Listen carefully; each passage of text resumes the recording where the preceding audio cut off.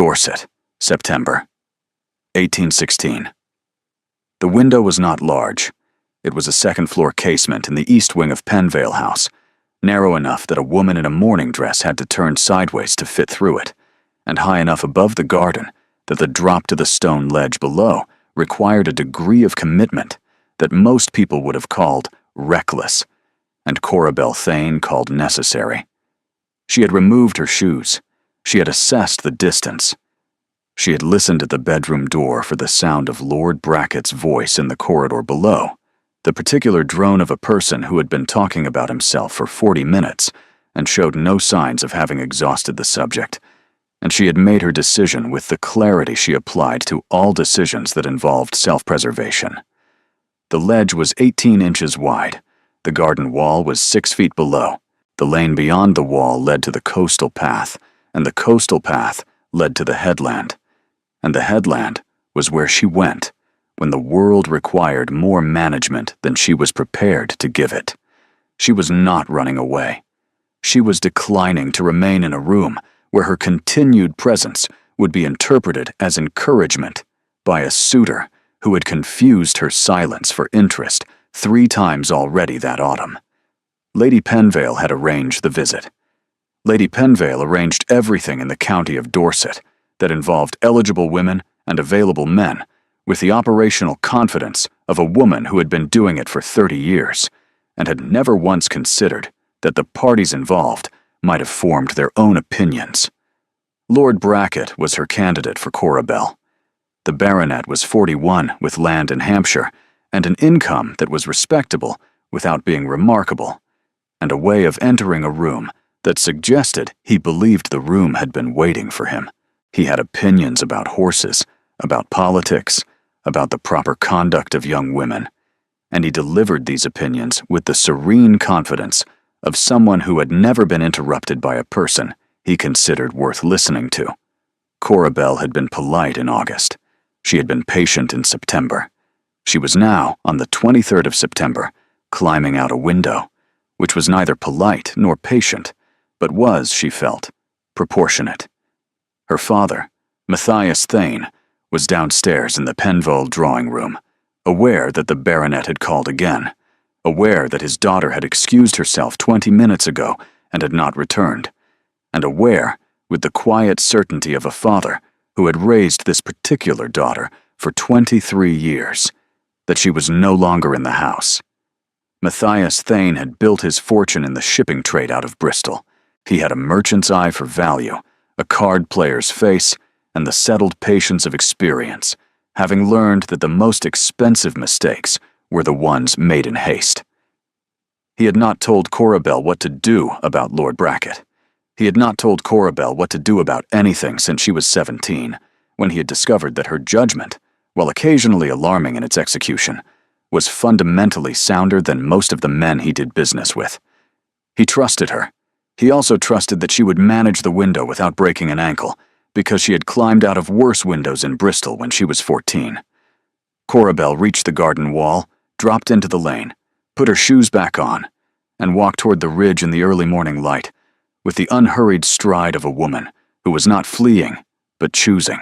The Dorset coast in late September had a sharpness to it, the summer warmth still in the ground, but the light more honest, making everything it touched look like a decision rather than an accident. She reached the path and turned east, toward the point where the land dropped to the sea, and she was thinking about Lord Bracket and Lady Penvale and the particular exhaustion of being a woman with a fortune and no title in a county that considered the first a commodity and the second a prerequisite, when she saw the man standing at the edge. He was facing the sea.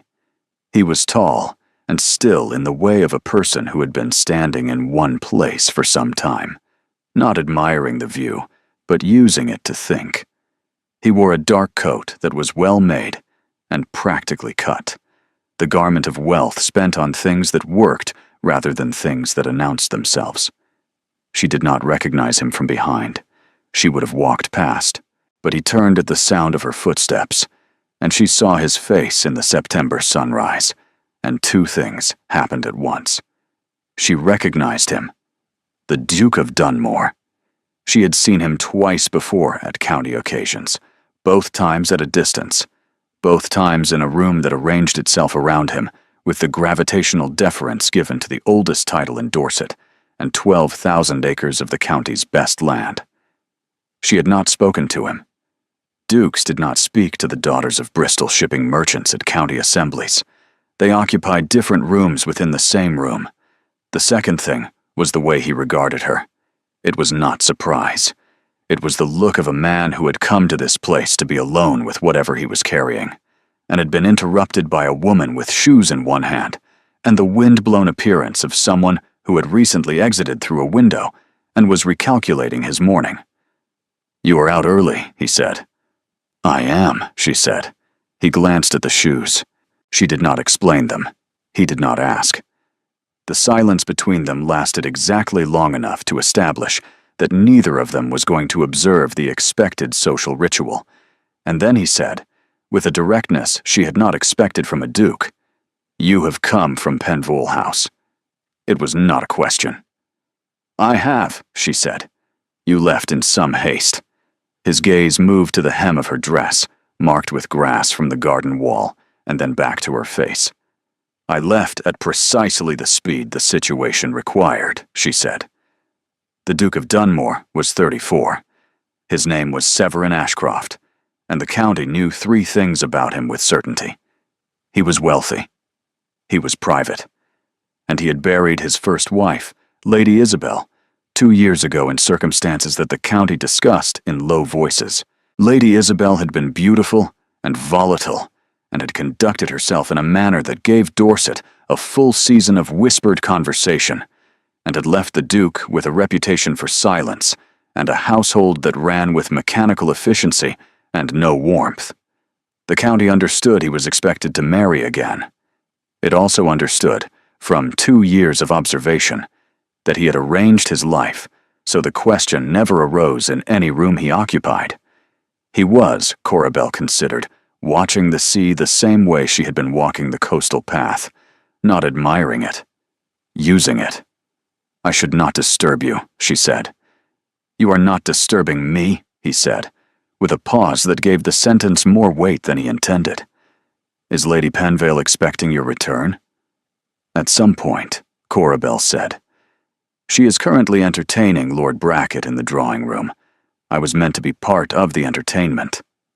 Something moved in his face, a flicker, not amusement exactly, but recognition. "And you chose the window instead," he said. She had not mentioned a window. "The grass," he said. "The shoes, the direction." He paused. "I have attended one of Lady Penvale's introductions. The window is an understandable response." "You speak from experience," she said. "I speak from 2 years spent making myself unavailable to every matchmaker in Dorset, and has not yet found a method more effective than the sunrise." He considered the sea. "I was not aware I would need to share it." She looked at him, standing in the morning with the bearing of a person who had come here to escape the same machinery she had, and she concluded this was either a coincidence or the beginning of a complication, and she was not sure which would be worse. "I will leave you to it," she said. She turned toward the path. "Miss Thane," he said. She stopped. She had not given him her name. He had not asked, but he knew it, which meant he had noticed her at the county occasions she had assumed she was invisible at, and that was information she would need to account for. "The path along the North Ridge," he said, "is shorter back to Penvole, and avoids the lane where Lord Bracket's carriage is likely still waiting." She held his gaze. He was not smiling, but something in his stillness had shifted, and she understood he was not offering directions. He was offering an opinion about Lord Bracket, and the opinion matched hers, and he had delivered it as geography. "Thank you, Your Grace," she said. She took the North Ridge path.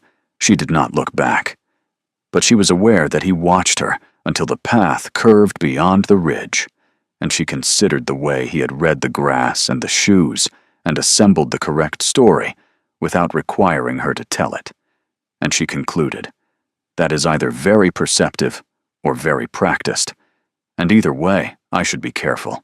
She arrived at Penvale House through the kitchen garden, entered through the scullery door, climbed the back stairs, and was in her room with her shoes on and her hair repinned before Lady Penvale had registered her absence as anything more than a prolonged retreat to the powder room. Her father found her in the upstairs sitting room 10 minutes later. Lord Brackett had departed.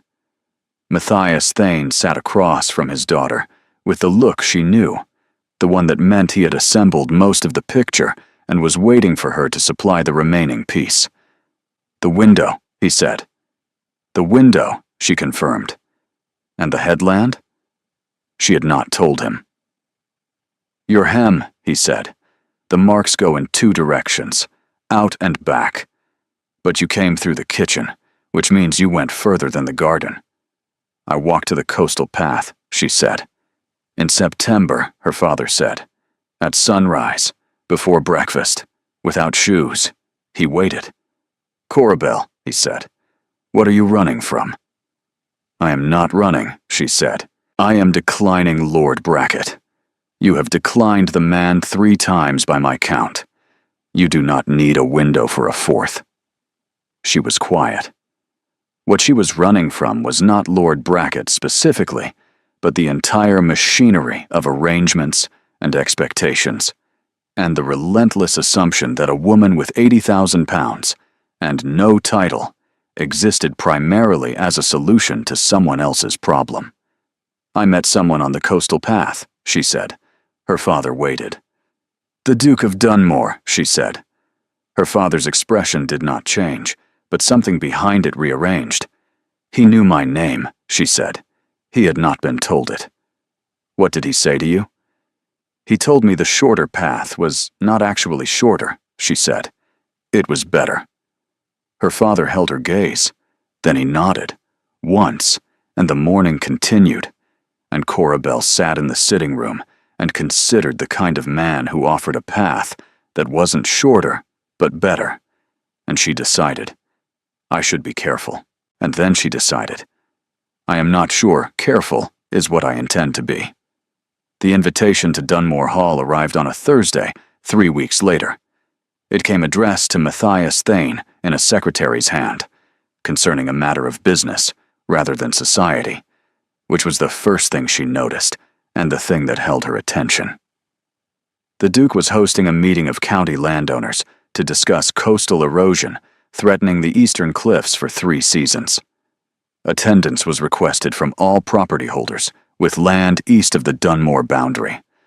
Matthias Thane held no land in Dorset, but the invitation had come with a note appended in a different hand, one she recognized from instinct alone, the way she knew the weight of a contract before reading the terms. The note said, Mr. Thane, the matter concerns coastal property. I understand you have been considering investments in the Dorset coast. Your perspective would be valued. Dunmore. She read the note 3 times. Dalbane. She held it up to the light, as though the paper itself might reveal something the words did not. She read the word valued, and weighed what it meant when a duke used it about a shipping merchant who had no land in his county, and a daughter who had escaped through a window 3 weeks ago. He was inviting her father. He knew she would come with her father. She showed the note to Matthias. He read it with the expression he wore when examining a shipping contract that contained an unusual clause. Coastal erosion, he said. I have no coastal property. No, she said. He studied the handwriting. He studied his daughter, standing by the window with the particular stillness she had when she was thinking 3 moves ahead. You want to go, he said. The meeting concerns significant county infrastructure, she said. Corabel, he said. I want to go, she said. Her father was quiet for a moment. He set down the invitation. He regarded his daughter as he would a ledger that contained an entry he had not expected, but could not dispute. In 23 years, he had learned to distinguish between Corabel's professional interest and her personal interest, and he was clearly registering that this invitation had produced both, in proportions she was not volunteering. Then we will go, he said. "And you will tell me afterward what this is actually about." She nodded. She did not tell him what it was actually about, because she had not yet decided what it was actually about, and she had long ago resolved never to present conclusions that were still in draft.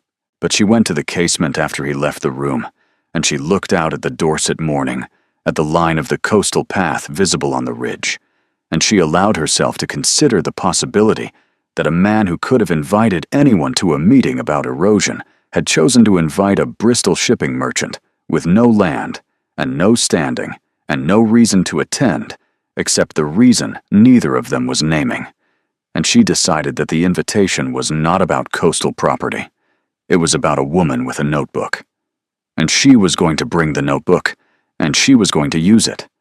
And if the meeting turned out to be only about erosion, then she would have lost nothing except an afternoon. And if it turned out to be about something else, she would know it by his expression when she walked into the room, and she would proceed from there with the same methodical care she applied to everything. Dunmore Hall was larger than she had prepared for, which did not happen to her often. She prepared for rooms the way her father prepared for negotiations, by knowing the dimensions before she walked through the door. But Lady Penvale's description had not captured the character of the scale.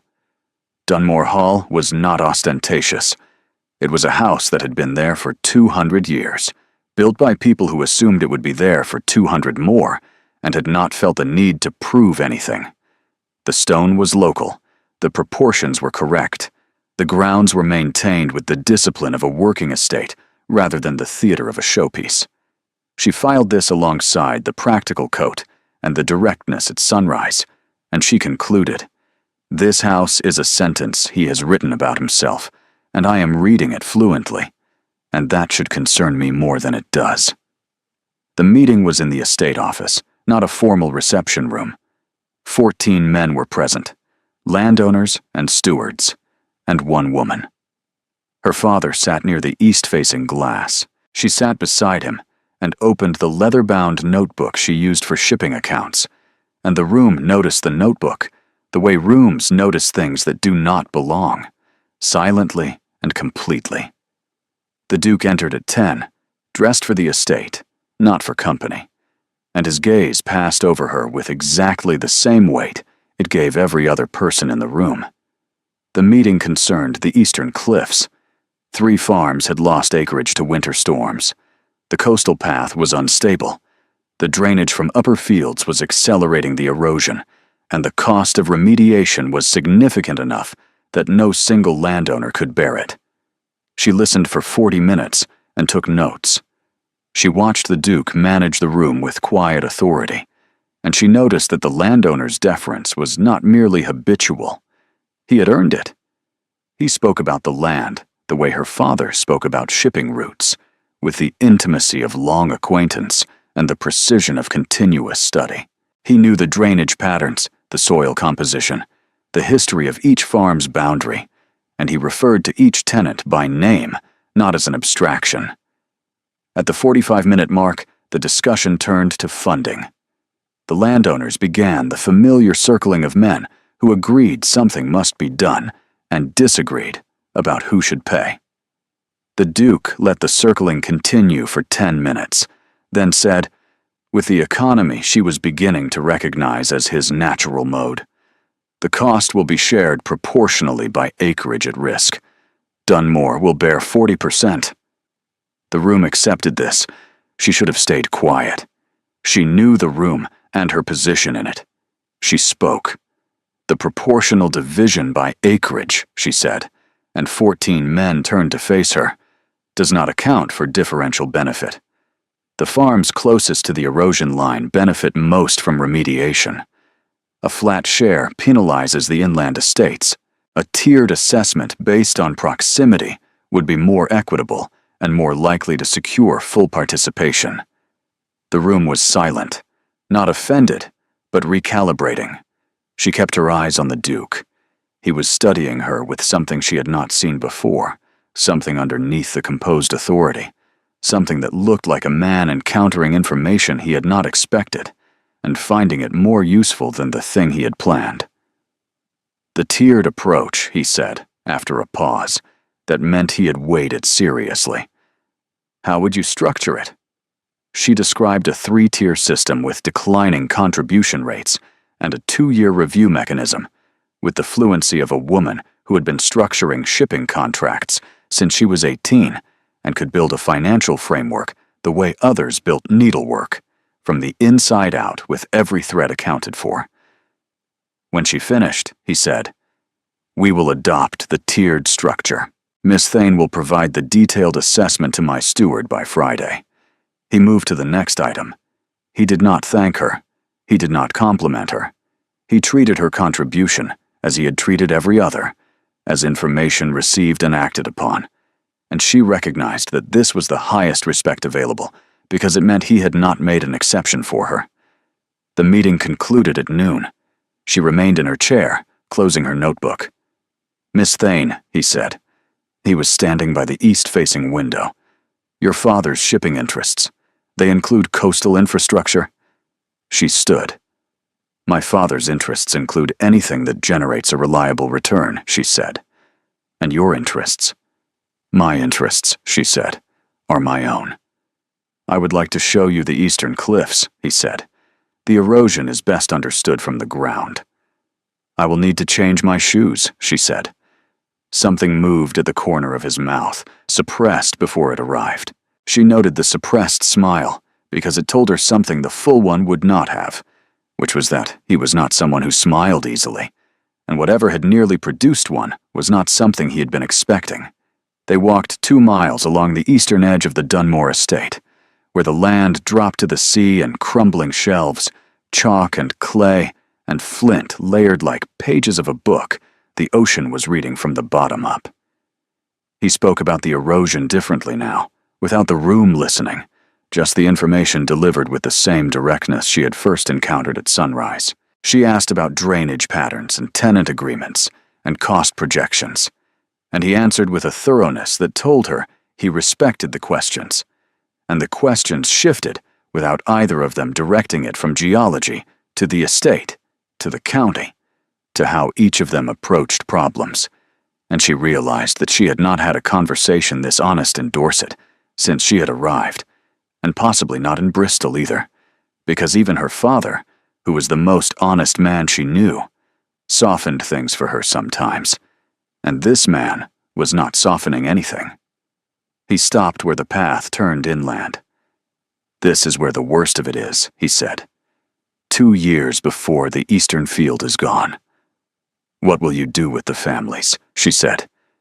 It was the first question she had asked about people, rather than land or money. 3 holdings inland," he said. "The families will be relocated. The terms will be favorable."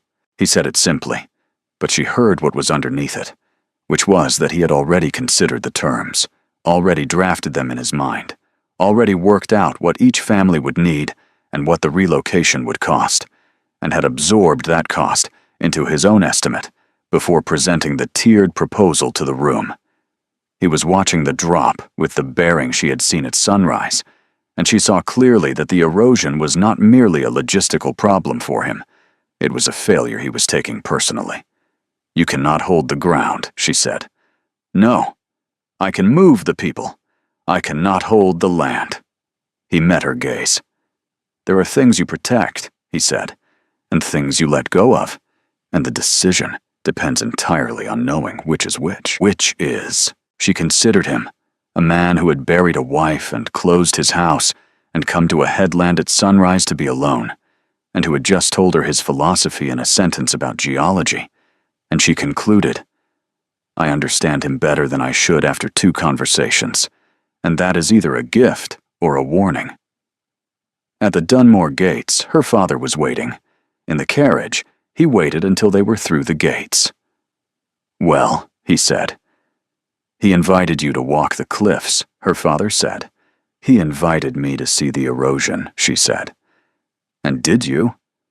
"I saw a great deal," she said. Her father nodded. "Which of my 2 theories should I discard?" "Keep both," she said. "I have not decided yet either." The assessment was delivered to the Duke's steward on Friday. 14 pages. 3-tier structure, contribution rates, review mechanism, and appendices, including drainage calculations, soil composition data sourced through her father's London contacts, and a cost analysis covering 3 erosion scenarios, more than had been asked for. She was aware of this. She had done it anyway, because the problem was genuinely interesting, and because she wanted him to see the full scope of what she could build, and she was not going to examine that second reason too closely. His response came Saturday, in his own hand, delivered at first light. Miss Thane, the assessment is thorough, precise, and in several respects, superior to the work of my own steward, who has been doing this for 20 years. I have 2 questions regarding the soil composition appendix. I would prefer to discuss them in person. Would Tuesday suit? Dunmore. She read the word superior and understood what it cost him to write it. Someone who had been managing 12,000 acres since he was 20 and did not distribute praise like pleasantries. He was stating a conclusion, and the conclusion cost him something, and he wrote it anyway. Tuesday suited. She told him so in 3 lines with no social padding, because the absence of padding between them had become its own form of intimacy, though she would not have used that word yet. She arrived at Dunmore Hall at 10 on Tuesday, alone for the first time. The Duke was at the estate office desk with her assessment open and 2 pages marked. He pushed the document across. "The geological survey," he said. "Where did you find it?" "My father's contacts in London. The Royal Institution published a coastal survey in 1812. The Dorset section is limited, but the methodology is sound.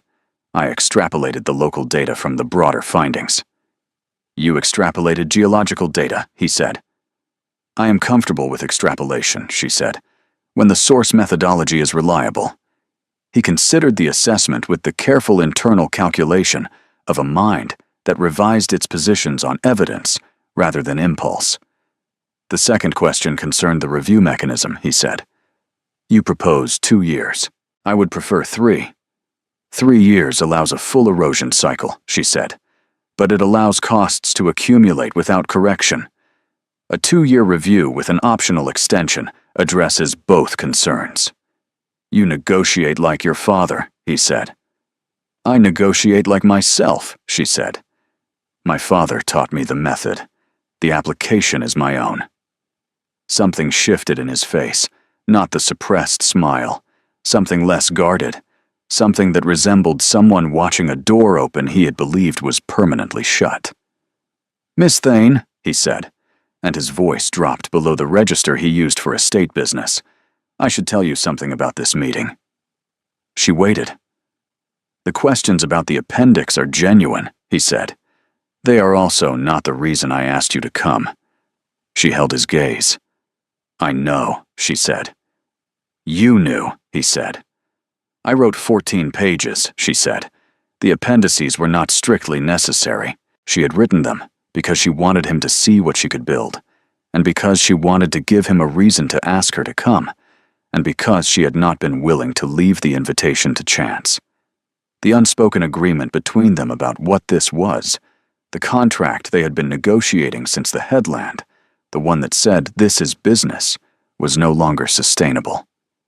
"I have been very careful since Isabel," he said. She did not speak. She let the name take the space it needed. She did not fill the silence with reassurance or questions, or the kind of sympathetic murmuring that other women might have offered, and that would have made him stop talking. She simply waited, the way she waited for a contract clause to reveal its full meaning, the way her father waited for a negotiation to show its true shape. "She was difficult," he said. He was looking at the window. "Not difficult in the way the county means it. Difficult in the way that made it impossible to know what was true. She put on feelings the way other women put on gloves. Every affection, every loyalty, every tenderness. And I could not tell, for 3 years of marriage, which of it was real. I concluded eventually that none of it was, and I was not entirely wrong. And by the time I understood the difference, she was gone, and the understanding was useless." He turned from the window. "I have been avoiding everyone," he said. because the cost of misjudging again felt larger than the cost of being alone. She held his gaze across the desk, across the thorough, unsentimental work that said everything about her that mattered. "I do not put on anything," she said. "I know," he said. "That is the problem." He paused. "I had a system. The system was solitude, and the sunrise and the work, and it was functional. And then a woman climbed out a window and appeared at sunrise without shoes, and the system has not been functional since." She let the sentence settle. She recognized what it cost him, someone who had organized his grief into architecture, and was now telling her that the architecture was failing, and she understood that responding honestly would cost her something too, and she decided the cost was acceptable. "I climbed out the window because of Lord Brackett," she said. "I went to the headland because of myself. I came to the meeting because of you." She paused. "I have not been putting on a show. I have been deciding, and I have not finished deciding. But I want you to know that the evidence so far is compelling." "Compelling?" he said. "It is a preliminary assessment," she said. He smiled, not the suppressed version.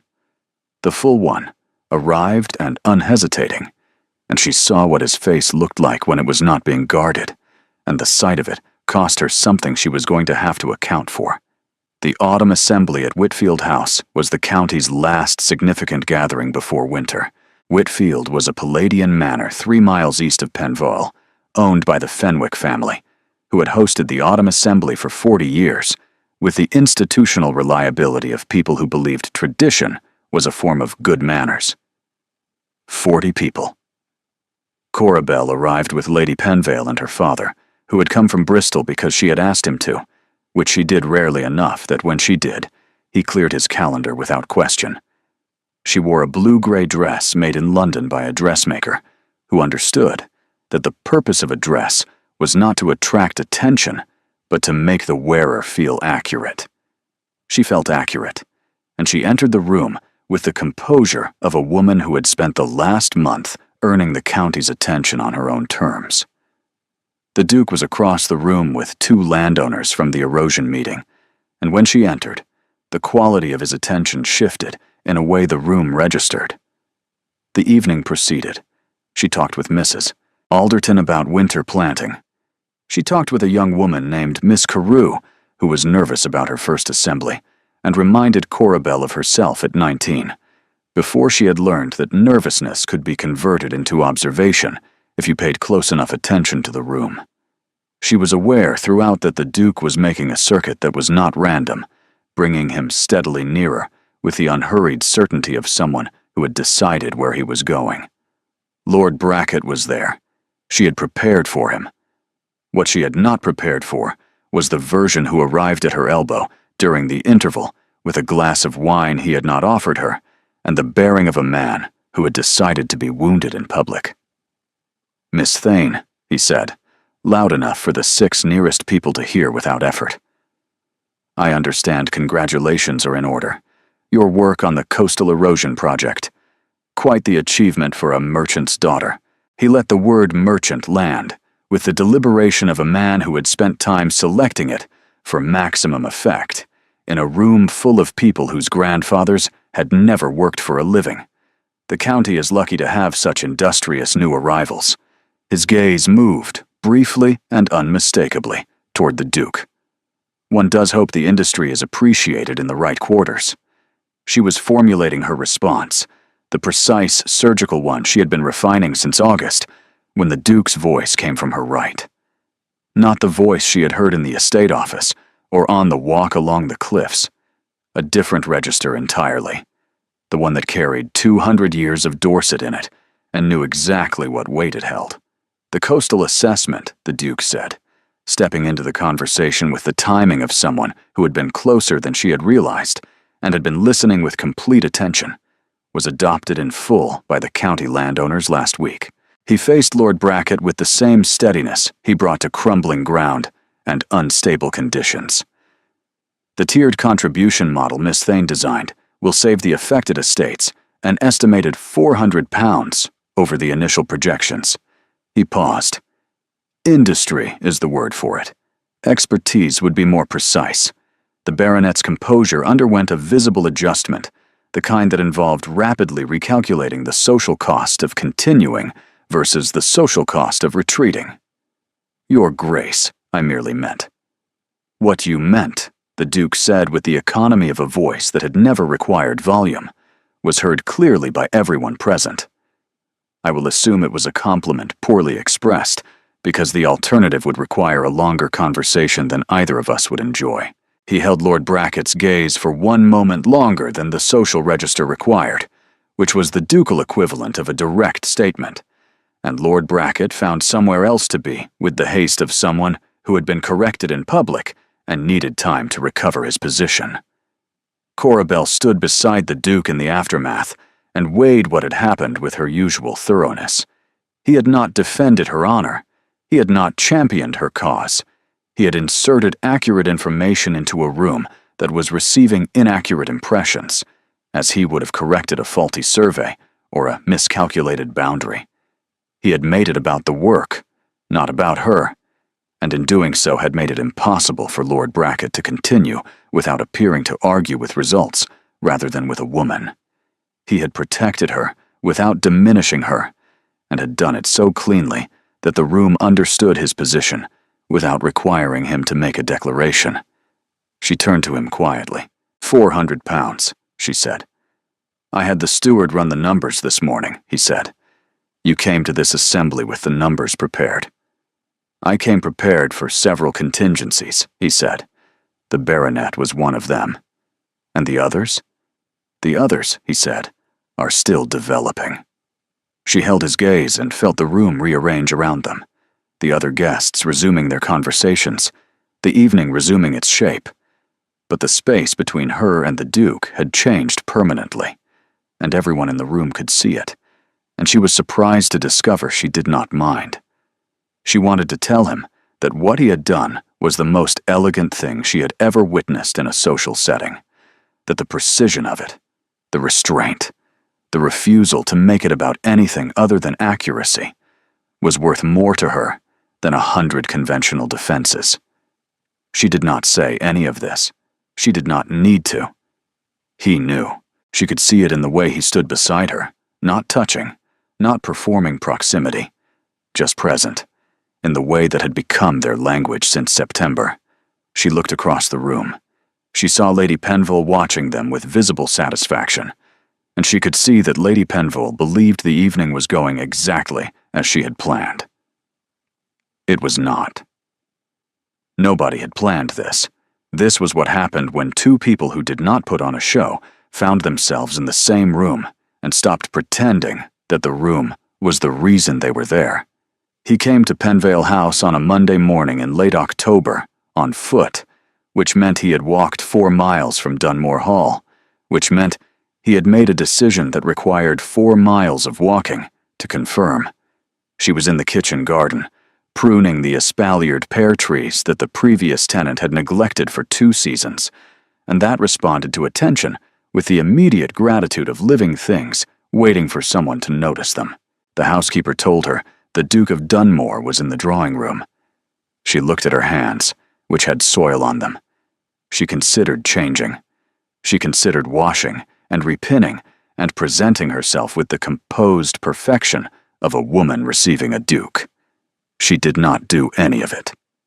She wiped her hands, removed her apron, and walked into the drawing room with soil under her fingernails and the settled certainty of a woman who had decided, sometime between their first meeting and now, that presenting herself to this particular man was something she was no longer willing to do.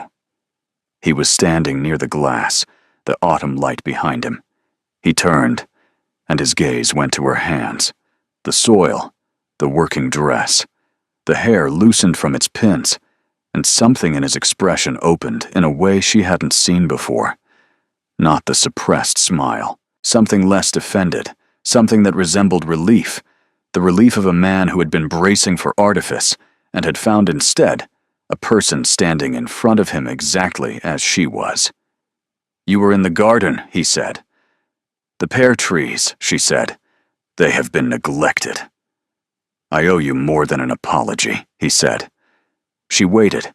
He was standing very still. How he stood at the cliff edge. How he stood at the drop where the land fell away. The stillness of someone who used physical control as a substitute for emotional expression, and was now trying to do the thing he had been substituting for. On the headland, he said, in September, when we first met. I said I had been making myself unavailable for 2 years, and I meant it as commiseration. But it was also a warning. I was telling you that I was not available, that whatever you had come looking for was not something I could provide. He paused. I was wrong. She did not speak. She understood he was dismantling something he had built over 2 years, and the dismantling required the same care as the construction, and rushing it would break things that needed to be set down gently. I was wrong, he said, not because you proved me wrong, though you did, with the assessment and the erosion work, and the way you speak in rooms full of men who do not expect you to speak, and the way you do not pretend, which is the thing I could not stop considering after September. He turned to the window. Isabel pretended everything, he said. His voice was quieter now, stripped of the authority he wore in public, stripped of the composure that had been his only defense since she died. Every moment, every word, every tenderness. And when she died, I could not mourn her properly, because I did not know which version of her I was mourning. And the grief was mixed with something worse than grief, which was doubt. And I decided that the safest response was no response, no risk, no one. He turned back to her. And then you climbed out a window. She held his gaze across Lady Penville's drawing room, with the autumn light coming through the tall windows and falling across the space between them. I did not climb out the window for you, she said. I climbed out because Lord Brackett is tedious, and the morning was beautiful, and I have never been able to stay in a room that felt like a cage when there was a window available. She paused. You were an accident of geography. He studied her. Then he smiled, fully, unreservedly, and she saw what his face looked like when it carried no weight at all, and the sight of it rearranged something in her she had not authorized. An accident of geography, he said. It is what happened, she said. What happened after wasn't geography. No. What happened after was choice. His and mine in alternation, since the morning on the cliff. He stepped toward her. She did not step back.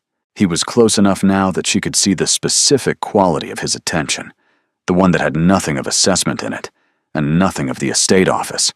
Just this, the undefended version, the one he had been building toward since the suppressed smile on the walk along the cliffs.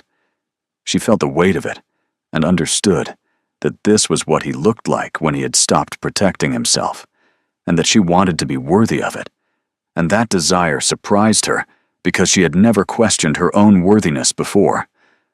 Corabelle, he said. She stilled. He had not used her name before. He had used Miss Thane at their first meeting, and in the office, and at the assembly, and now her given name was in Lady Penville's drawing room, and it changed the dimensions of the room entirely. Severin, she said.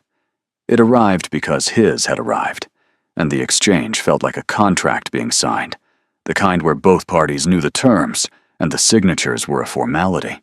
I am not asking for a show, he said. I am not offering one, she said. I know. That is why I walked 4 miles. She put her hand on his arm. It was deliberate. He covered her hand with his. He kissed her. It wasn't tentative. It had the honesty of someone who had walked 4 miles and dismantled a fortress, and said the name he had been carrying since September, and was now acting on the conclusion with the same directness he brought to estate decisions and boundary assessments and the management of 12,000 acres. She kissed him back with the directness she brought to contracts and pruning shears and every true thing she had ever decided, and the drawing room was warm, and the autumn light came through the windows, and the pear trees were visible in the garden beyond, neglected for 2 years, and now tended, and neither of them was pretending, and that was the entire point. Her father received the news that evening. He set down a letter from his Bristol office with the deliberate care of a man who wanted his hands free for the conversation. "The Duke of Dunmore," he said. "The man on the headland," she confirmed. He was quiet for a moment. He looked at the casement, the narrow frame his daughter had climbed out of 2 months ago. Still there, still narrow, still 18 inches between the life Lady Penvale had been arranging and the life Cora Belle had chosen for herself. "Is he good enough for you?" "He is trying to be," she said. "And that is not a small thing from someone who stopped trying 2 years ago." Her father nodded. He picked up the Bristol letter. He put it down again. "Your mother," he said, and stopped. Cora Belle waited. Her mother had died when she was 11. Her father mentioned her rarely, only when something mattered enough to require her presence in the room. And even then, the words came slowly, as though he were handling something fragile that he had kept in the same place for 12 years and was not certain it would survive the air. He looked at his hands, the merchant's hands that had built a shipping empire and held a dying woman and raised a daughter alone. And he said, "Your mother climbed out of a window once, in Bristol. She was 17. Her father was trying to marry her to a wool merchant, and she climbed out the window and walked to the harbor and met a shipping clerk who was working late on a manifest. He met his daughter's eyes. I was the shipping clerk." Cora Belle stared at her father. She considered her mother, remembered in fragments, the laugh, the hands, the way she moved through rooms as though the rooms were fortunate to have her, the way she could make Matthias Thane, who was not a man given to softness, soften entirely with a sentence. "I did not know that," she said. Her voice was quieter than she intended. "She said the window was not an escape," her father said. "It was a direction. She chose the harbor. She chose the manifest. She chose the clerk." He paused. "She chose well." Cora Belle held her father's gaze and considered the women in her family, who climbed out of things that were wrong and walked toward things that were true. And the knowledge settled into her like an inheritance she had not known she was owed. She reached across and covered her father's hand, as he had covered hers when she was small, and the world was too large. And he let her, and neither of them said anything else, because some things required no words between people who understood each other, this completely. Severin's letter arrived the following morning, addressed to her, in his own hand. "Cora Belle, your father will receive a formal letter today regarding terms and settlements. The terms are generous because your father's contribution is significant, and the settlements are correct because my solicitor has reviewed them twice, but none of it is the reason. The reason is the pear trees. The reason is 14 pages when 6 would have sufficed. The reason is a woman who climbed out a window and walked onto my headland without shoes, and has not pretended a single moment since, and I find I cannot go back to the headland alone. It is not the same without the interruption. S." She read this 4 times. She stood by the window where the morning light came in, the same window she had gone through in September, and she held the letter in both hands and felt the weight of it. Not the paper, but the honesty, the particular courage it took for someone who had been deceived by his first wife's words to put his own words on a page and send them to a woman before breakfast. She put it in the writing desk where she kept his letters. There were 7. Each one was longer than the last. Each one said more than the one before, as though he were teaching himself to speak again after 2 years of silence, and the teaching was going well. She went back to the pear trees. They were married in November at the village church on the road between Dunmore Hall and Penvale House. The church had a window behind the altar that faced east and caught the morning light, which she had noticed in October when she walked past on the coastal path and considered beginnings and endings and the buildings that held both. She wore blue-gray, the color of the Dorset Sea at dawn. Her father walked her in, and held her arm with the steady grip of someone who had held this particular person since she was small, and was now releasing her into a life he trusted, because he trusted her, and because he had taken the measure of the man at the other end of the church, as he took the measure of ships and contracts, and had found him sound. Severin stood at the front and watched her come toward him, with nothing guarded in his expression, nothing of September's isolation, nothing of the estate office's composure, just himself, entirely present, watching the woman who had appeared at sunrise and had dismantled his solitude by the simple method of being real. She reached him. She looked at the window behind the altar. She could feel her father releasing her arm, could feel the transition from one grip to another, from the man who had raised her to the man she had chosen, and the handoff was seamless in the way that only carefully considered things are seamless, because both men had weighed it and found the terms acceptable. She considered all the windows, the casement at Penvale she had climbed out of, which was an exit, the one in the estate office where he had stood while telling her the questions were genuine, but not the reason, which was an opening, the one in Lady Penvale's drawing room where the autumn light came through while he kissed her, which was an arrival, and this one, the church window, the one that faced the direction of the sunrise, toward the place where they had met. It was none of those things. It was a beginning. She did not climb out of it. She stood in its light. She took his hand. He held it with the grip she knew, the one that meant what it agreed to. The wedding breakfast was at Dunmore Hall in the estate dining room, because Corabel had told Severin the estate dining room had better light and more honest proportions, and he had said, "You have been in this house twice, and you are already reorganizing it." And she had said, "I have been reorganizing things since I was 12. You are simply the latest." Lord Brackett was in attendance, seated in the 4th row, behaving with the dignity of someone who had been so thoroughly outmaneuvered that dignity was his only remaining option. Lady Penvale wept. Her father did not. Miss Carew was there, less nervous now than at the autumn assembly, and she found Corabel after the ceremony and said quietly, "You were the first person in Dorset who spoke to me as though I had something to say." Corabel looked at the young woman and remembered being 19 and invisible, and decided that if she was going to be a duchess, she was going to be the kind who noticed the people the room forgot. "Thank you," Corabel said. "Come to Dunmore Hall next week.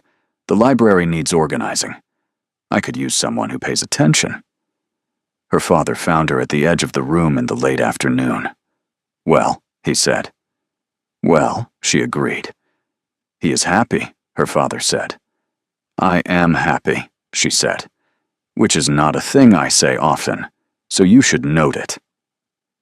"I have noted it," he said.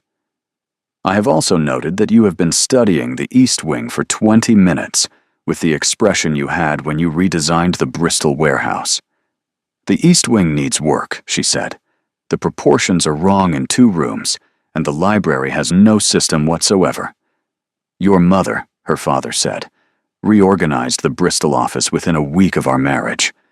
She said the filing system had no logical basis. She was correct. Corabel considered her mother, and the window, and the harbor, and the clerk, and she concluded, we are women who climb out of things that are wrong and walk toward things that are true." Severin found her in the East Garden as the afternoon light stretched across the Dorset hills. She was looking at the view, the coastal path visible in the distance, the place where they had stood in September when she had been carrying her shoes and he had been carrying his grief, and neither of them had known what the morning was going to become. "I was thinking about the sunrise," she said. "The first one, when you told me the path was not shorter, but better." "I was thinking about the shoes," he said. "You were holding them, and your hem was marked, and you did not explain either. And I decided, this is a woman who does not explain herself. And I found that I wanted the explanation anyway, not because I required it, but because I wanted to hear her give it in her own time, without pretense." She stepped toward him. He met her in the middle of the garden. "All of it," he said.